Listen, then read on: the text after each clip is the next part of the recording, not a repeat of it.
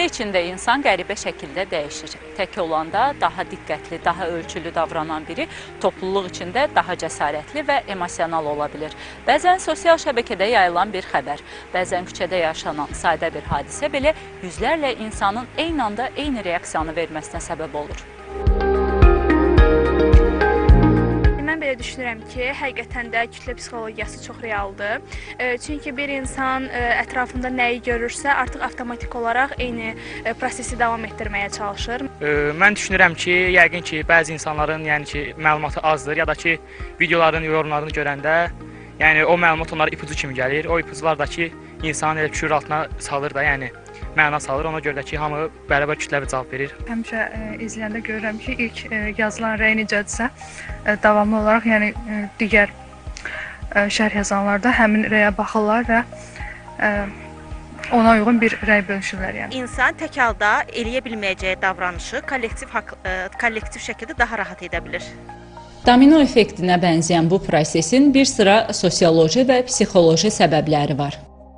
Belə ki, şəxs kütlə içərisində özünü daha rahat hiss edir. Burada anonimlik qorunur. Yəni, onu hansı davranışı etdiyi bəlli olmadığı üçün məxfi şəkildə tək olaraq edə bilmədikləri davranışı sərgiləyə bilirlər. Digər səbəblərdən biri isə şəxsin liderlik qabiliyyətinin çox da yüksək olmamasıdır. Digər bir səbəb isə şəxsin sosial qısnamaya məruz qalmaması üçün qrup hansı istiqamətdə hərəkət edirsə, qrupun qanunlarına tabe olması və həmin istiqamətdə hərəkət etməsidir. Kütlə psixologiyası əslində normal bir davranışdır. Hər birimizə məxsus ola bilən bir davranışdır. Lakin yerinə görə dəyişə bilər.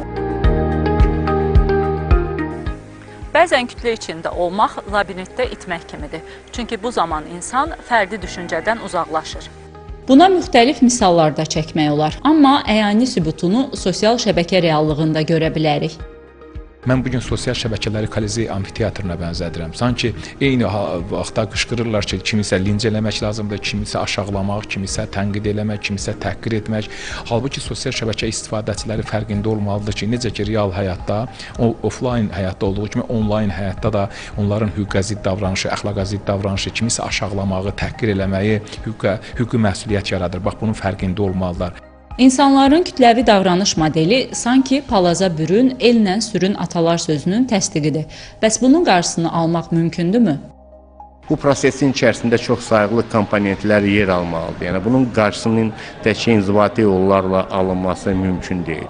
Birinci növbədə maarifləndirmə işi, daha kiçik yaşlardan başlayaraq həyata keçirilməlidir. Hətta məktəbə qədər təhsil müəssisələrindən artıq maarifləndirmə prosesini həyata keçirməsinə ehtiyac var ki, insanlar şəxsiyyət faktoruna önəm verməyə bacarsınlar və sözlə münasibətdə məsuliyyətli davranmağı öyrənsinlər. Digər önəmli faktor hüquqi bazanın genişləndirilməsi amilidir və çevik reaksiyaların ortaya çıxarılmalıdır. Kütlə psixologiyası fərdlərdən başlayır. Buna görə də insanın fərdi inkişafı kollektivin təhdəşuruna birbaşa təsir edir. Kütlə bəzən bizə güc verir, bəzənsə düşünmədən hərəkət etməyə sövq edir.